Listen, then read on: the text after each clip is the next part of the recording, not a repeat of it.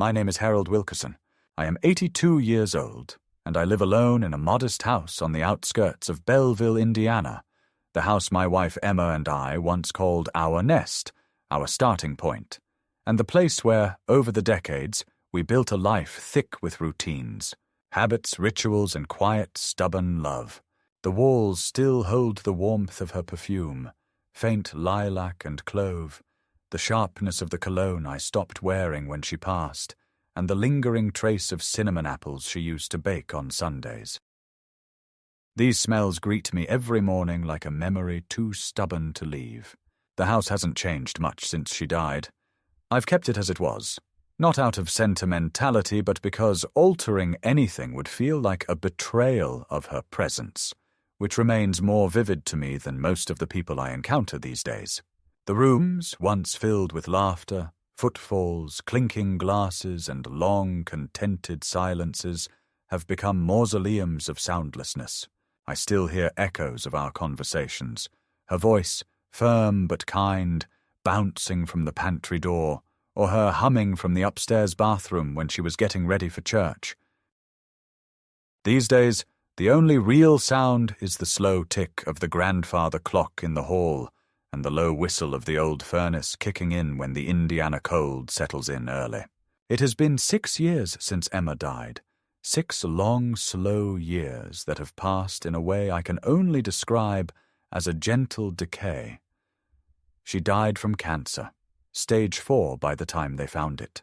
What followed was a carousel of hospital rooms, generic art on beige walls, nurses who smiled too quickly, and endless nights of unspeakable pain managed with morphine and silence. She deteriorated like the seasons slipping into winter. At first subtle, almost unnoticeable, then suddenly brutal and final. I held her hand through it all, and near the end, in one of her last lucid moments, she looked at me, not with fear, but with a tired kind of knowing, and said, "If I go first, don't open the box. Not yet. Only when it feels right. Only when you feel ready to see what I saw." I nodded at the time, not sure what box she meant, thinking maybe it was her way of coping, a metaphor or a final act of theatre. But after the funeral, as I was going through the bedroom closet, I found it. A plain box wrapped in an old baby blanket from when our daughter was born, tied with a faded blue ribbon. I placed it on the top shelf and didn't touch it again. I wasn't ready. I didn't want to be. Emma and I had one daughter, Marnie. She was our sun once, bright, brilliant, sharp in ways that made people pause. She had her mother's bone structure and my stubbornness, a combination that made her impossible to argue with and impossible not to admire.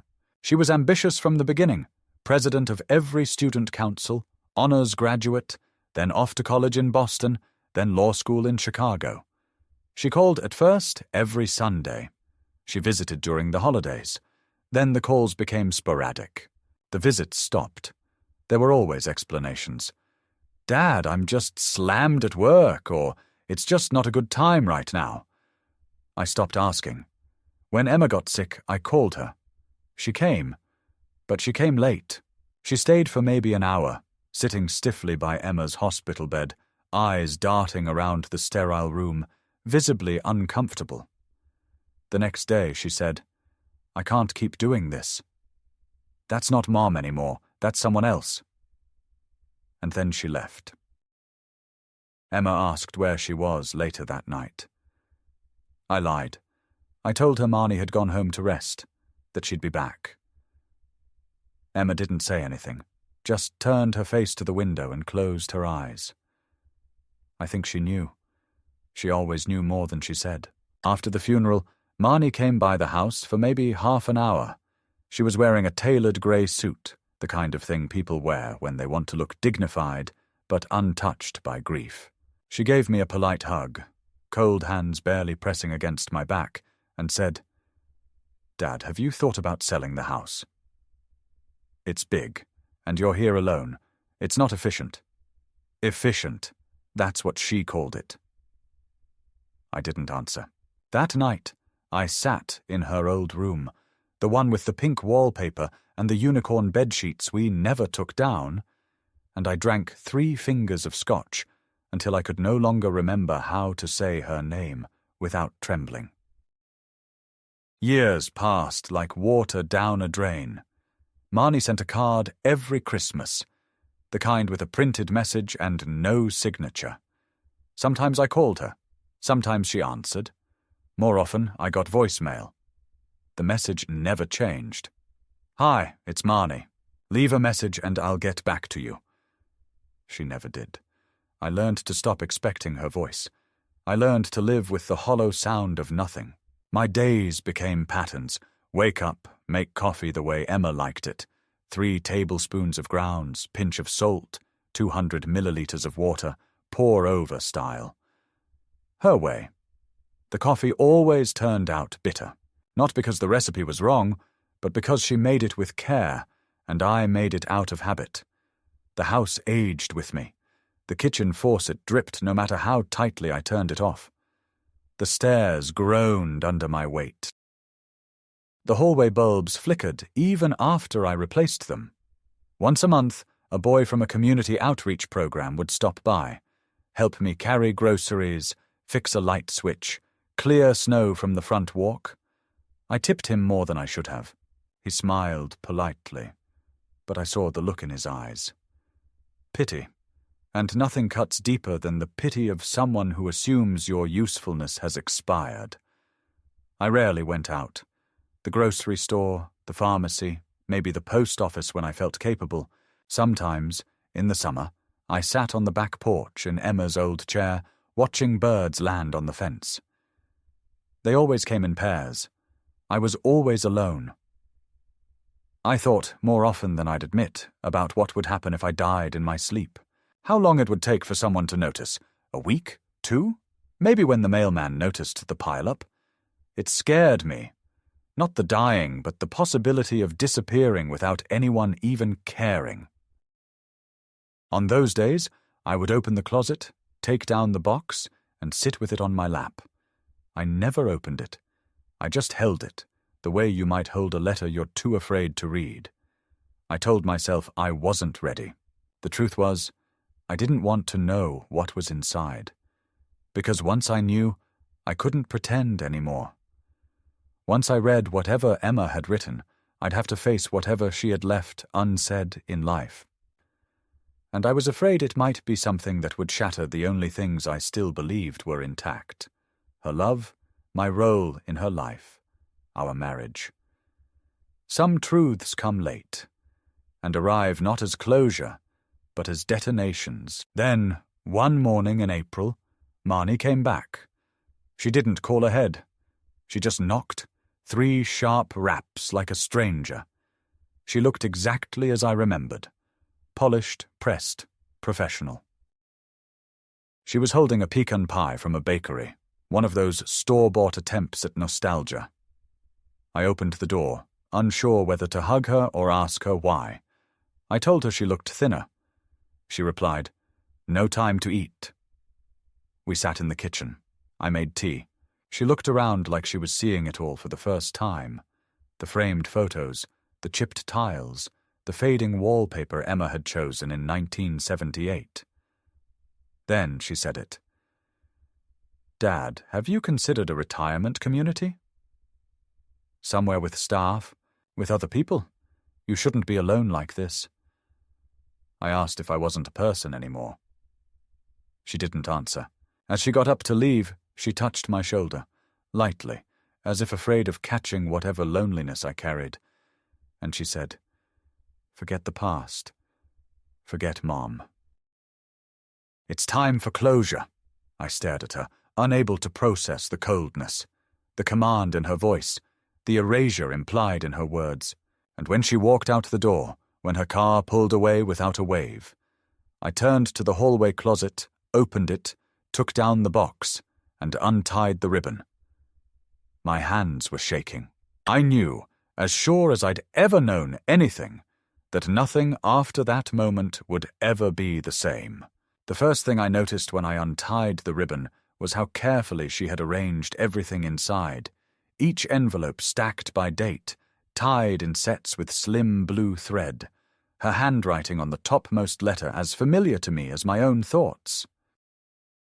I remember the way Emma used to write birthday cards for everyone in the family, her lettering tidy and slow, as if each word deserved its own moment to breathe.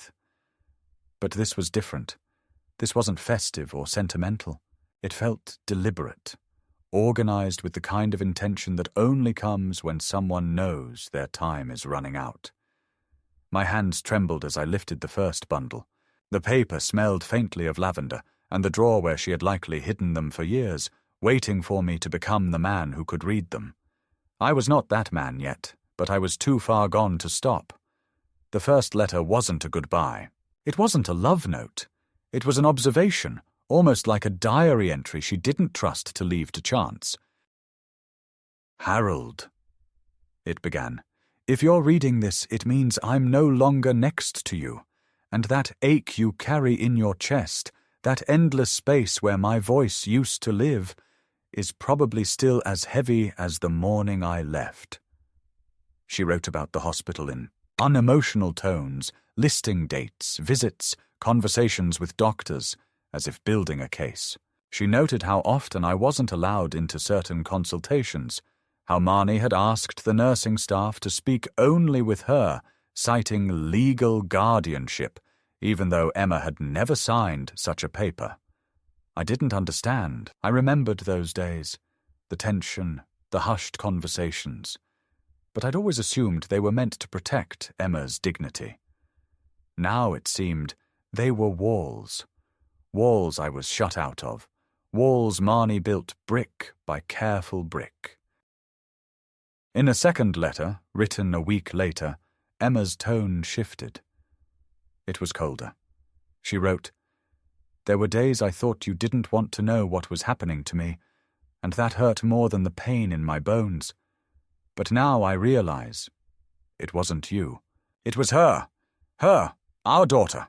She said Marnie kept telling her it was better if I didn't see her in certain states, that I needed to remember her as she was. And Emma, so tired, so confused by the drugs and the endless turning of days into nights, had accepted it, until she began to notice that I stopped coming altogether, until she realized that I had been told she was sleeping or sedated when in fact she'd been sitting there, waiting." Emma wrote, "I saw it in your eyes when you did come, the confusion, the guilt, and I couldn't speak because I was afraid that if I called it what it was, you would see her differently, and maybe I still wanted you to protect her, even from herself. I stopped reading for a while. I sat in the kitchen with the box in front of me, the overhead light humming like an insect. The house felt colder than usual. The letters hadn't just reopened old wounds, they had pointed out that the wounds were never mine to begin with. I was a bystander in my wife's final battle, one she fought not only with her body, but with the quiet, suffocating betrayal of our only child. And yet, a part of me still resisted that conclusion. Marnie wouldn't do that. She was cold, yes, distant, practical to a fault. But malicious? Surely there had to be some misunderstanding. I told myself that Emma, drugged and dying, might have imagined some of it. That memory plays cruel tricks. That grief makes victims out of everyone. But then I found the note, folded inside a separate envelope, unlabeled, with no date. It wasn't addressed to me. It was addressed to Marnie. "If you're reading this," it said, "I hope you have found some fragment of the girl we raised you to be." The tone was rawer than any I had seen from Emma before, accusatory, anguished, yet still pleading. She wrote about the months leading up to her diagnosis, how Marnie had stopped visiting without explanation, how she never returned calls.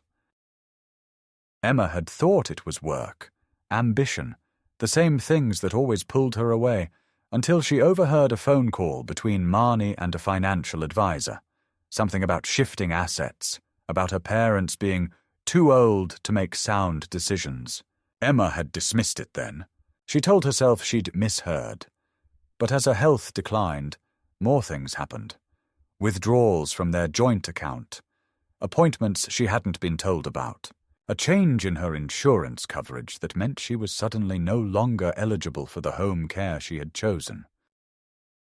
It was all so well documented in Emma's careful writing that it felt less like a letter and more like evidence, like a file she had kept on her own daughter, hoping against hope that she'd never need it. I should have been angry. I should have felt something bright and righteous, rage, betrayal, the need to confront, to demand answers.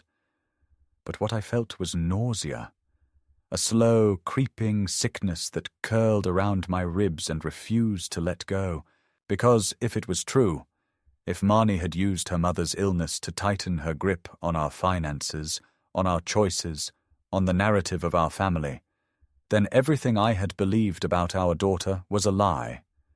And worse, maybe I had let it happen.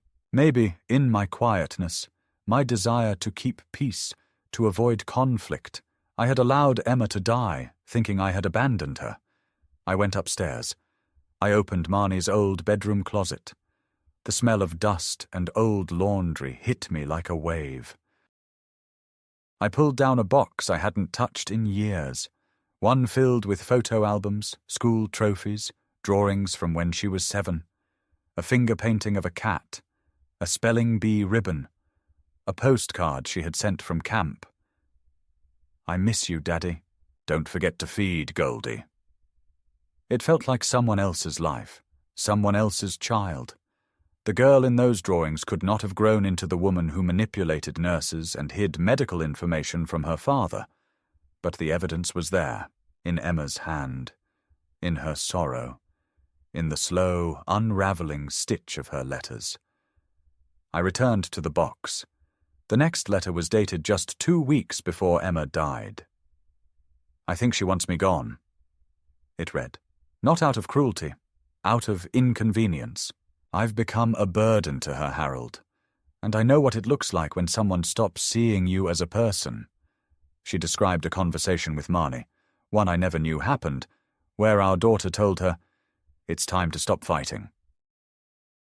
You're not yourself anymore. Would Mom really want to go out like this?" Emma had looked at her and said, "I am Mom." But Marnie had already left the room. It was only at that point, as I sat surrounded by paper and the ghost of Emma's voice, that I realized how much I had missed while trying to hold our family together. I had spent so long trying not to make waves that I hadn't noticed the ship was sinking. I had let Marnie control the narrative, assuming she was the responsible one, the strong one. But strength without compassion is just cruelty in a tailored suit. The final letter I read that night wasn't to me, nor to Marnie.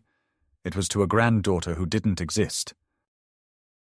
"If one day," Emma wrote, "you find this, if you are the child of the daughter I once raised, I hope you read this and understand that silence is not always peace, that forgetting is not healing, and that your grandmother once tried to fight for the truth, even when no one else wanted to see it." I folded the letter slowly, placed it back in the box, and closed the lid. I sat there for a long time, until the light outside the kitchen window turned from grey to black. I didn't cry. I didn't scream. But something in me broke. Not a sharp break. A long, quiet cracking, like the splitting of ice beneath your feet. The kind you don't notice until you're already sinking. I didn't sleep that night. Not even for a minute. I sat in the kitchen in the same chair where Emma used to peel apples, my hands folded over the box like a man clutching a confession he didn't yet know how to deliver. Outside, the wind howled low against the windows, and inside, the silence was louder than anything I'd heard in years. I didn't touch the lights. I didn't want brightness. I wanted shadow, ambiguity, a place where nothing had to be resolved yet. But the words I had read wouldn't leave me. They crawled through my thoughts, tugging at everything I'd spent my life believing about fatherhood, marriage, loyalty, and most of all, about Marnie. Every word Emma had written was a thread in a tapestry I had never looked at from the right angle. And now that I had, I couldn't unsee what it revealed. But I still wanted more. Some twisted part of me needed to know just how deep the betrayal went. I didn't want to accuse my daughter based on implication. I needed clarity. I needed proof that what Emma believed wasn't just the product of pain and medication. I needed to know who had failed whom, and when the fracture truly began. In the morning, I went up to the attic, a place I hadn't been in at least a decade. Dust lay thick over everything, as if even time itself had forgotten this place existed. I opened the old cedar chest where we used to store our household records, back when people still kept carbon copies and manila folders. I found boxes of utility bills, tax forms, receipts from our first car, letters from the mortgage company when we were struggling in the late 80s. I dug through everything, my fingers blackening with soot and ink, until I found a folder labeled Emma Insurance. I opened it, hoping for nothing more than to confirm dates and policy information. But what I found was stranger. There were 2 sets of documents, one older, listing Emma's preference for home-based palliative care, and a list of approved facilities near Belleville, with notes in her handwriting and mine. The second set was newer, scanned and printed from a computer, listing a completely different insurance provider, one we had never discussed, and a different policy that excluded many of the benefits Emma had originally chosen. The signature at the bottom didn't look right. It was hers, but not a practiced imitation. Too smooth, too perfect, like a child copying their mother's hand. I sat down right there on the attic floor, paper in hand, and felt something inside me collapse.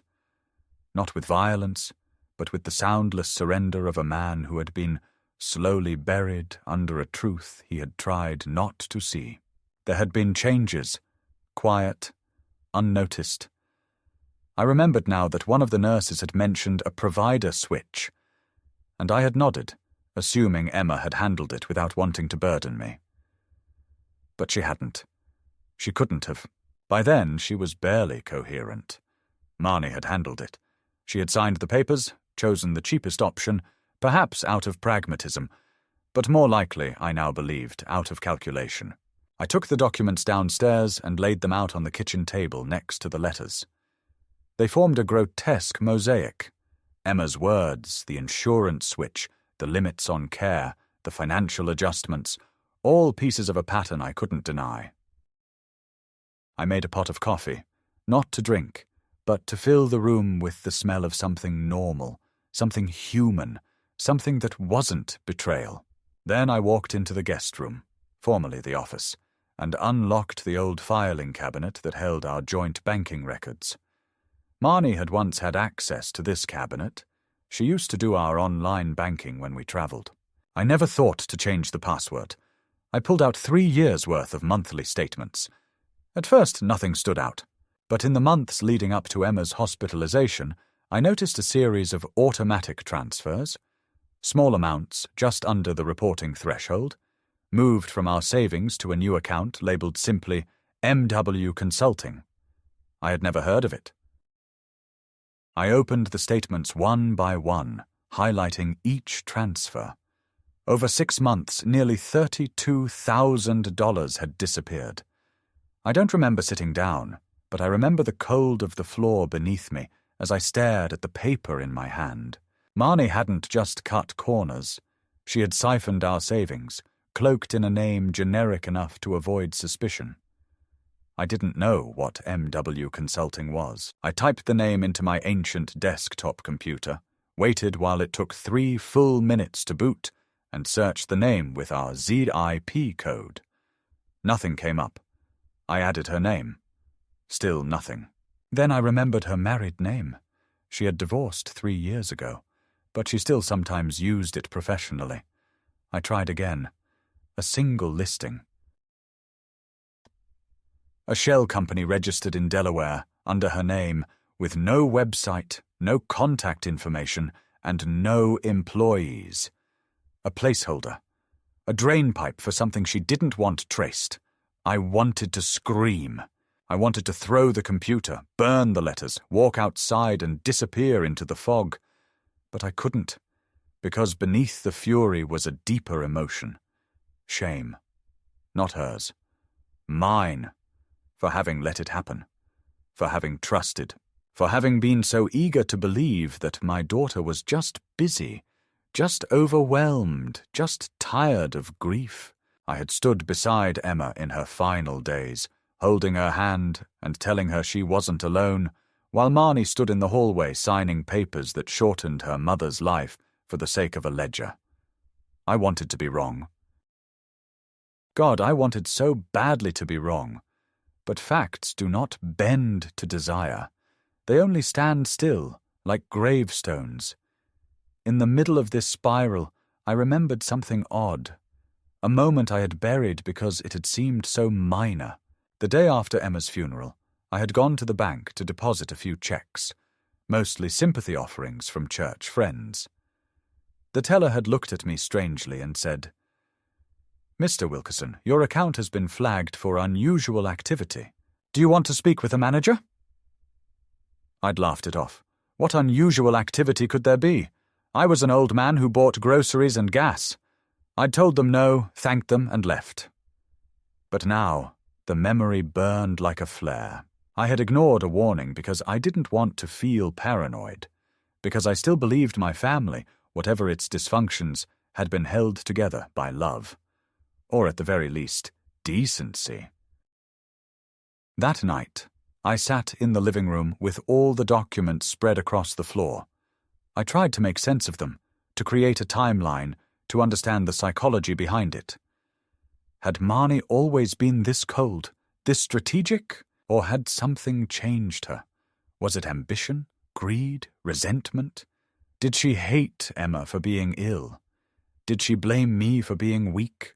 I searched my memory for a single moment of confrontation, a single argument where she had aired her grievances, and I came up blank. Marnie didn't fight. She maneuvered, she smiled, she redirected, and in that calm voice of hers, the one she used in courtrooms and conference calls, she rewrote our lives without ever raising her tone. I tried calling her, just once. The phone rang twice and went to voicemail. Her message was the same. "This is Marnie. Please, leave a message." I didn't. What could I say? That her mother had written a dossier of emotional crimes, that I had uncovered a scheme, that I no longer recognized the woman I had raised? No, I couldn't say any of that yet. Not until I knew what I wanted from her. Not until I understood what justice looked like for a dying woman who never asked for revenge, only truth. By the time the sun rose, I was no closer to peace. But I was closer to understanding. And understanding, however bitter, is the beginning of choice. I gathered the letters, placed them back in the box, and carried it upstairs to the bedroom. I set it on the dresser, next to Emma's favorite brooch and her wedding photograph. For the first time in years, I opened the curtains. Light came in, pale and unassuming, casting long shadows across the floor. I stood there, eyes burning from fatigue, hands trembling with the weight of so many silent years, and whispered into the empty room, "I see it now, Emma. I see everything." I didn't plan to visit her. I had no strategy, no list of questions, no speech prepared to unleash years of buried confusion and fresh betrayal. I simply woke up that morning with a certainty I couldn't ignore, the kind of knowing that settles in your gut before your brain has caught up. The air in the house felt wrong, too still, as if it too had paused in anticipation. I dressed without thinking. Same sweater, same coat I always wore when it got cold enough to see your breath. I drove the hour and a half to Chicago in near silence, the radio off, the windows slightly fogged, despite the defroster humming dutifully. My hands clenched the steering wheel harder than necessary, knuckles pale and stiff. The streets were wet from an early rain, slick and glinting with traffic lights that made everything look artificial.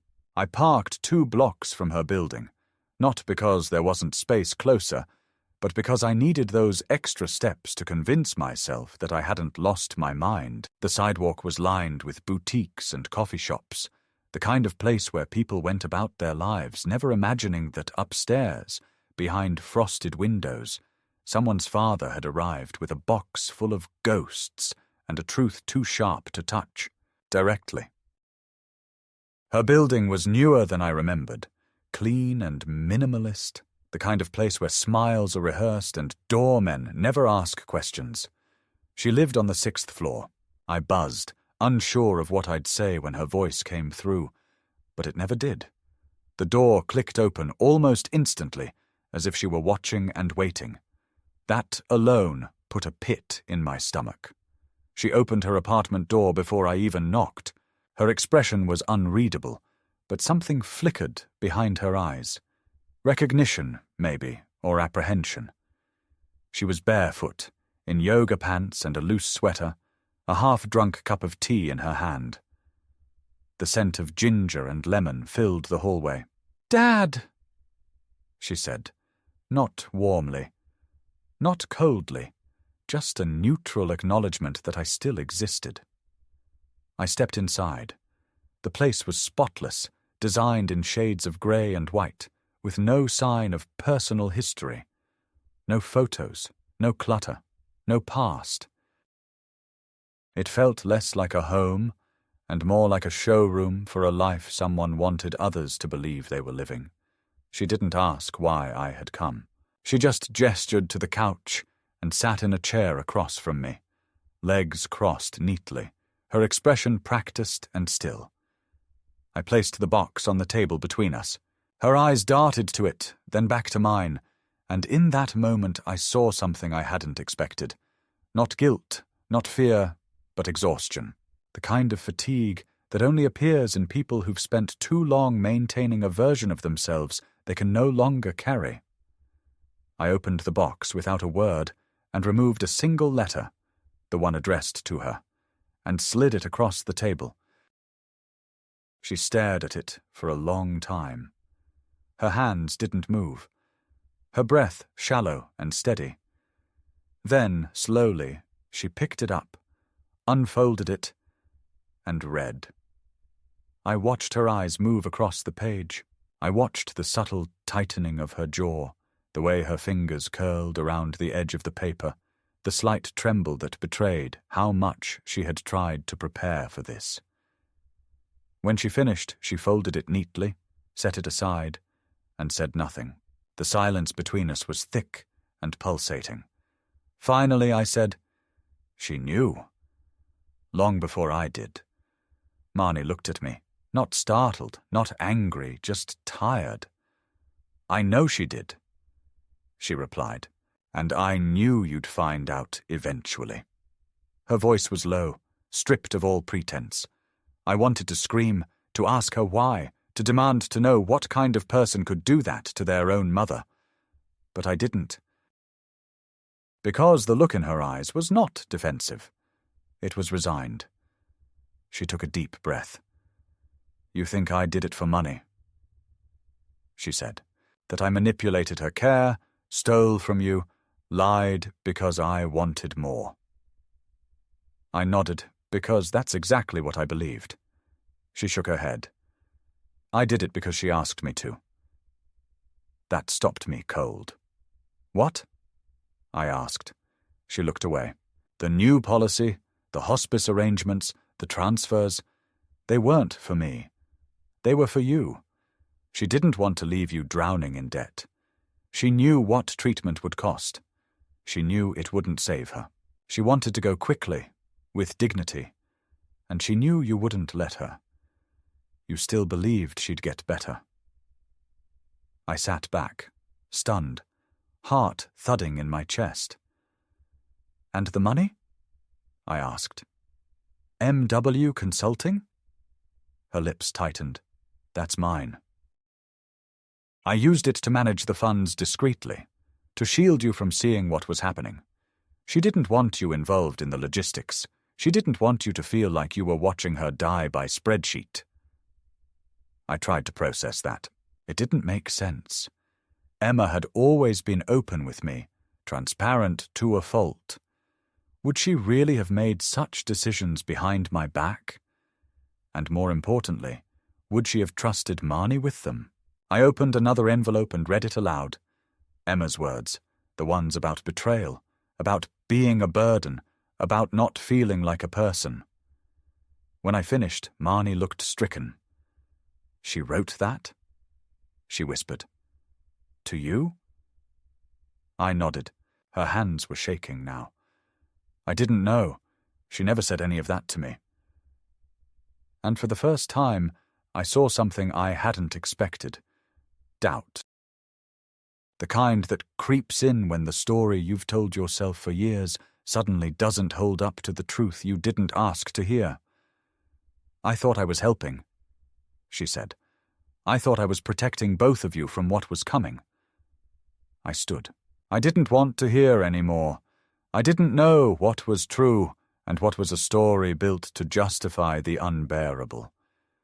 As I walked to the door, she said softly, "Dad, she made me promise not to let you carry the end of her.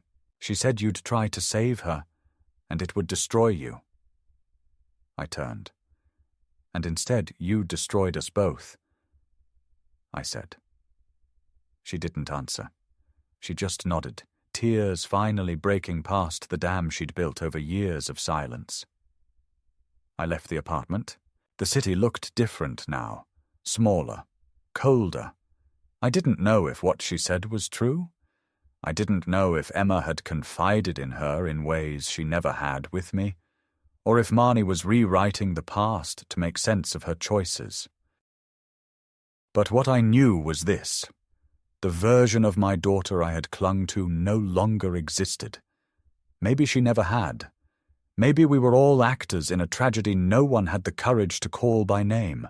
And as I drove home, the rain began again, soft and steady, washing the windshield in waves that blurred everything, lights, signs, faces. I didn't turn on the wipers. I let it all stay blurred. I didn't want clarity. Not yet. I needed the pain to settle first, to find its place in the architecture of who I now was, because after that day I would never be the same. And neither would she, and neither, for that matter, would Emma, who, even in death, had more control over us than we ever understood. By the time I returned home, it was already dark, and the kitchen lights, which I had forgotten to turn off, cast long shadows across the cluttered table where the box and all of Emma's letters still waited, silent sentinels to the most unraveling week of my life. I didn't touch them. I didn't remove my coat. I just stood in the doorway, staring at the proof of everything I thought I knew, feeling both overwhelmed and hollowed out, like someone who had stumbled through fire only to realize the burns were beneath the skin. I kept replaying Marnie's face in my mind, her expressionless calm when I arrived, the tiredness behind her voice, the tears that finally came, not with denial, but with a kind of collapsing grief I hadn't expected. If what she told me was true, then I was wrong about more than just her. I was wrong about Emma, about myself, about what we thought we were doing for one another. But if it wasn't true, if it was just another manipulation, then the betrayal ran deeper than I could fathom. And the cruelest part was that I no longer trusted myself to know the difference. Sleep didn't come. I walked the house like a ghost, stopping in each room to listen, not for sounds, but for the sense of a presence, some lingering trace of Emma's voice in the walls. I found myself whispering to her in the dark, asking her what was real, what I had missed, what I was meant to do with the ruins she left behind. But the house gave me no answers. It only echoed back my own questions. The next morning, I called the lawyer who handled Emma's will, a man named Lowell, in his late 70s himself, half retired, but still sharp enough to remember details most people forget. I asked him about the estate. I asked if there had been any alterations to the will, any undisclosed instructions. There was a long pause. Then he said, "Your daughter came to me shortly before Emma passed. She asked about revising the will in your wife's name." I refused. Emma hadn't contacted me directly, and I didn't feel comfortable proceeding. I felt a wave of nausea. "Did you tell Emma that Marnie had asked?" I asked. Another pause. Number I couldn't. She was already in hospice by then. "I assumed you knew." I thanked him, hung up, and sat down slowly at the edge of the bed. Another piece. Another shadow in the picture that refused to clarify. I pulled out the folder where I kept the original copy of the will. I reread it line by line, looking for signs of tampering. But it was exactly as Emma had dictated a year before her diagnosis. Everything to be divided equally between Marnie and me, with specific items: her mother's brooch, her wedding ring, her journals, designated to stay in the family. But some of those items were missing. The brooch was there, the ring wasn't. The journals, which she kept for decades in a cedar box under our bed, were gone. I tore through the house looking for them. Nothing. I called Marnie, she didn't answer. I texted. No reply. The silence was louder than any confrontation. I went back to the letters. One I hadn't yet read had a post-it attached with just one word: truth. The handwriting was shaky, but unmistakably Emma's. I unfolded it carefully. It began simply, "Harold, if you're reading this, I hope you've forgiven me. Or at least, I hope you understand." She went on to describe the months after her diagnosis, how the doctors had been more honest with Marnie than with her, how information was filtered through layers of concern and misdirection. "I didn't want to know," she wrote. "I wanted to believe I had time, but they took even that from me. Your silence, Marnie's decisions, the slow erasure of my agency until I became something managed instead of someone loved." She wrote of conversations I couldn't remember, moments I thought were inconsequential, that in her retelling became pivotal. "The day you brought me tea in the hospital," she wrote, "and you said, 'Just rest, Em. Don't think too much. I knew then that you weren't going to fight for the truth. You were going to keep me comfortable even if it meant lying. I don't blame you, but I couldn't forgive it either.' I wanted to protest. I wanted to say she was wrong, but the more I read, the more I realized how many times I had chosen silence over clarity. I had thought I was protecting her. I had thought I was being strong, but Emma saw that strength as a kind of absence. She had wanted to be seen, even in her dying, and instead we had all looked away. And now, with each new revelation, I saw her not as the wife I had cared for, but as the woman who had been quietly erased by the very people who claimed to love her most. That evening, I got a call from a woman named Karen, Emma's old friend from her book club. We hadn't spoken in years. Her voice was hesitant. She said, "I wasn't sure whether to call. I thought maybe it wasn't my place, but I found something, and I think you should see it." She lived just 20 minutes away. I drove in silence, heart racing, the box on the passenger seat like a living thing. Her house was small, cozy, cluttered in the way only lived-in spaces are. She led me to a drawer in her hallway cabinet and pulled out a notebook. "Emma gave this to me," she said. "She asked me to hold on to it, said you might come looking one day." I opened it slowly. It was one of her journals, the missing ones. The entries were raw, unfiltered. Pages filled with reflections, observations, pain, and confusion. She had written about Marnie in tones that alternated between pride and sorrow. "She's become so capable," one entry said. "But I don't know if she remembers how to be kind." Another read, "Today she told me not to cry. That crying made it harder for her to help me. I apologized for crying." There was one entry dated 3 days before Emma died. It read, "I heard them arguing outside my room. Marnie said I was just prolonging the inevitable." Harold didn't respond. He just walked away. I felt something crack inside me. Not because of what she said, but because he didn't defend me. Not even then.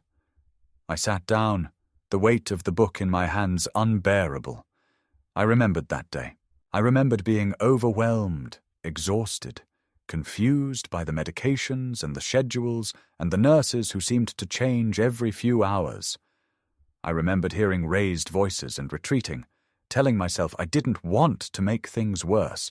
And now, all these years later, I understood that what I thought was restraint had been abandonment. I thanked Karen, took the journal, and drove home. That night, I did something I hadn't done in years. I went into Emma's old sewing room and opened the drawer where she kept her stationery. I pulled out a sheet of paper and began to write. Not a letter, but a reckoning. I wrote to Marnie. I told her everything I had found, everything I now understood. I didn't accuse her, I didn't scream. I simply laid out the truth, piece by piece, and asked her one question. When did we stop being a family? I mailed it the next morning. 3 days later, I received a package. No return address. Inside was Emma's wedding ring and a flash drive. I plugged it into the computer. There was a single folder. Inside, documents, spreadsheets, voice memos, Marnie narrating decisions, explanations, apologies never sent. One file was labeled Dad. If you find this. I clicked. Her voice came through. Soft, unsure. I don't know if you'll ever listen to this. I don't know if you'll understand. But I did what I thought was right. I thought Mum would want it that way. And maybe I was wrong. Maybe I took too much control. Maybe I stopped seeing her as a mother and started seeing her as a project. But I didn't hate her. I didn't want her gone. I was just scared and tired. And I didn't want to lose both of you. So I tried to hold it all together. And I broke everything. I listened to that voice again and again. Not because it gave me peace, but because it finally gave me something real.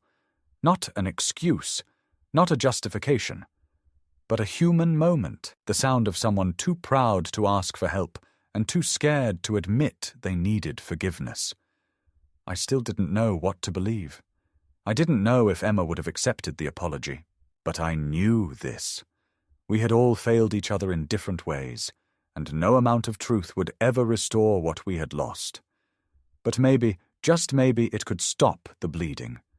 I didn't plan the visit. It happened the same way all irreversible things do, quietly, almost casually, with no dramatic wind or thunderclap to mark its significance. I woke up, made coffee, stared at the envelope on the kitchen table addressed to Marnie that I had rewritten 3 times and never mailed. I folded it again, tucked it into my coat pocket, and walked out the door before I could change my mind. The morning was grey, the sky a flat sheet of dull steel, and the air had that end-of-season weight that made everything feel heavier than it was. I drove without music, hands tight on the wheel, jaw clenched against a tide of emotions I didn't fully understand. The city rose around me in slow, indifferent shapes, and when I parked outside her building, I realized it was the first time I had come without resentment or accusation burning in my chest. I didn't know what I wanted from her anymore. An apology, an explanation, some grand emotional breakthrough that would redeem what had already been broken beyond repair. No, I think all I wanted now was clarity, not of facts but of feeling, of what remained between a father and daughter after everything else had been stripped away. She answered the door looking surprised, her hair damp, a towel still wrapped around her shoulders, and for the first time in years she looked vulnerable. Not fragile, but open in a way that disarmed me. She didn't ask why I was there. She stepped aside silently, letting me in, as if she had known this moment was coming and had no intention of trying to control it. I stood in the center of the living room and took in the space that was both hers and not hers, the curated sterility of a life built around efficiency and avoidance. I handed her the envelope. She took it, but didn't open it. Instead, she walked to the kitchen and made tea, the ritual familiar and oddly comforting. When she returned, we sat facing each other in the kind of silence that only exists between people bound by blood and tragedy. Finally, I spoke. "I've read everything," I said. "Emma's letters, the journal, the documents. I've listened to your voice recording. I've seen what you tried to shield me from and what you tried to manage behind my back." She nodded slowly. No surprise in her expression, just a kind of weary acceptance. "I know you think I betrayed her," she said. And maybe I did. Maybe in trying to protect her, I erased her. Maybe I thought that being strong meant being cold. Her voice cracked, just slightly, and she looked down, fingers curled tightly around her mug. I wanted to reach across and touch her hand, but I didn't. Not yet. She needed us to see her, I said. Not just as a patient or a problem or a future absence, but as a woman who was still alive, still feeling, still afraid. Marnie flinched, and I saw the words land. "She didn't tell me those things," she whispered. "Not the way she told you in those letters. She never said she felt erased. I thought I was helping. I thought she wanted to go quickly. She said she didn't want to be a burden." I shook my head. She didn't want to be forgotten. There's a difference. Silence again, but this time it felt less like a barrier and more like a space clearing for something to rise. Marnie looked up, eyes red. "I don't think I know how to mourn her properly," she said. "I've tried, but I keep cycling through guilt and defense and this tight, breathless fear that if I stop managing everything, I'll fall apart." Her voice was raw now, stripped of the polish she usually wore like armor. "You already fell apart," I said gently. "You just did it in private, where no one could see you make mistakes." She opened the envelope slowly, unfolded the letter, and read in silence. I watched her eyes move across the page, her mouth tighten, her shoulders slump. When she finished, she looked at me and said, "I don't know how to fix this." And I told her the truth. "You can't," I said. "Some things don't get fixed. Some things you just carry. But you can choose how you carry them." We sat for a long time after that. No dramatic revelations, no absolution, just a fragile new honesty suspended between us like a bridge made of breath and memory. And in that moment, I saw not the woman who had made so many cold decisions, not the daughter who had hurt me and betrayed Emma, but the scared, overwhelmed girl who had once asked me if thunder could make a house fall down. I told her about the box, about how it had sat untouched for 6 years, like a buried truth I wasn't brave enough to face. She asked to see it. That afternoon, we drove back to Belleville in silence. She sat beside me, not as the daughter I had lost, but as the stranger I might learn to know again. The house felt different with her in it. Not better, just less empty. We sat at the kitchen table, side by side, and I opened the box one last time. She read the letters aloud, her voice trembling, sometimes stopping, sometimes crying, and I let her. I let her fall apart where I could see it, because sometimes that's the only forgiveness we get, the chance to witness each other's breaking and still stay. That night, she slept in her old room, and I, for the first time in years, slept without the heaviness of unsaid things pressing against my ribs. It wasn't redemption, it wasn't resolution, but it was something, a breath, a pause, a step forward in a house full of ghosts. The seasons changed slowly after that. First the brittle hush of late autumn, then the long silence of winter, and finally the reluctant thaw of early spring.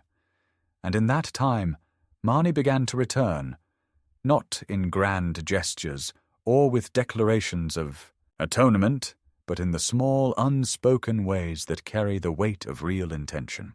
She came on Sundays at first, with groceries she didn't need to bring, and asked about leaking faucets and loose shingles as if the answers mattered more than the past.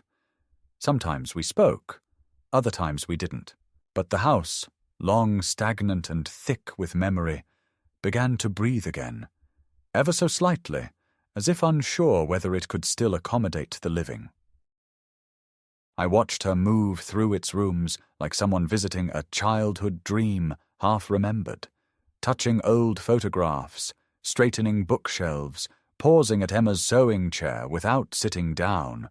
There were moments when I thought of asking her why she hadn't come sooner, why she had let the years calcify between us. But I never did. Some questions, once asked, flatten what little peace remains, and I was no longer looking for confessions. I was looking for quiet, sustainable truths that didn't need to be spoken aloud to be believed. One day, without ceremony, she brought back the journals, the ones she had taken, the ones I thought had vanished into some locked drawer in a city apartment. She placed them on the kitchen table, neatly stacked, bound with a ribbon I recognized as one Emma used to tie around Christmas cookies. She said nothing. I said nothing. But in that silence was the loudest apology I had ever heard. I didn't ask why she had taken them, what she had hoped to learn or control or protect. I didn't ask because I already knew. Some part of her had needed to possess the pieces of Emma that she hadn't understood in life. Some part of her had needed to see if the pages would offer the love she'd always doubted, the approval she hadn't been able to receive in the way she'd needed it. And maybe, in reading them, she had found not absolution, but empathy, the kind that only comes too late. I didn't read the journals again. I had already heard Emma's voice in the ways that mattered. But I kept them, not as evidence, but as testimony, proof that a life was lived and recorded, that pain was documented not to accuse, but to make meaning. I placed them back in the cedar box, wrapped them gently, and returned them to the closet where they had once belonged. That evening, Marnie cooked dinner. It wasn't good. Overcooked vegetables, a dry roast. But I ate every bite. We sat together afterward, washing dishes by hand, passing plates without comment, as if we had always done this. And maybe in another life we had. The day I finally cleaned out Emma's closet, Marnie helped. We didn't talk much. I handed her dresses and scarves, and she folded them carefully, placing some in boxes for donation and some in a separate bin marked Keep.